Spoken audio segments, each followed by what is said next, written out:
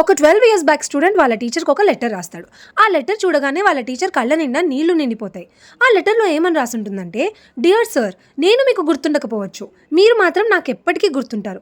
ఎందుకంటే మీరు ఒకరోజు నన్ను క్లాస్లో అన్న మాటలు ఏంటంటే, చూడండి ఈ యూజ్లెస్ ఫెలోని, వీడు దేనికి పనికిరాడు, ఒక మ్యాథ్స్ ప్రాబ్లమే చేయలేని వీడు ఇంకా ఐఐటి ఏం రాస్తాడు, ఇలాంటి స్టూడెంట్స్ క్లాస్లో ఉండి కూడా వేస్టే, ఇలాంటి వాడు దేశానికి ఒక పెద్ద బరువు అన్న మీ మాటలు నాలో ఫైర్ పుట్టించాయి. సక్సెస్ అంటే ఓన్లీ ఐఐటీ ఎయిమ్స్ అనుకునే మీలాంటి వాళ్ళందరికీ ఒక జవాబు చెప్పాలనుకున్నాను.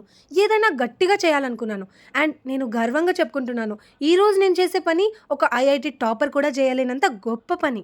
ఈరోజు నేను కెప్టెన్ గౌతమ్ కృష్ణ నా చిన్న బెటాలియన్తో టెర్రరిస్ట్ ఎరాడికేషన్ మిషన్ మీద వెళ్తున్నాను. తిరిగి వస్తాననే ఛాన్స్ 0.5%, మీ ఎంసెట్ ఎయిమ్స్ కన్నా తక్కువే. కానీ ఈరోజు నేను దేశానికి బరువు కాదు, పరువు. గట్టిగా అనుకుంటే ఏదైనా చేయొచ్చు. ఈ కథ మీకు నచ్చిందా? జాగ్రత్త.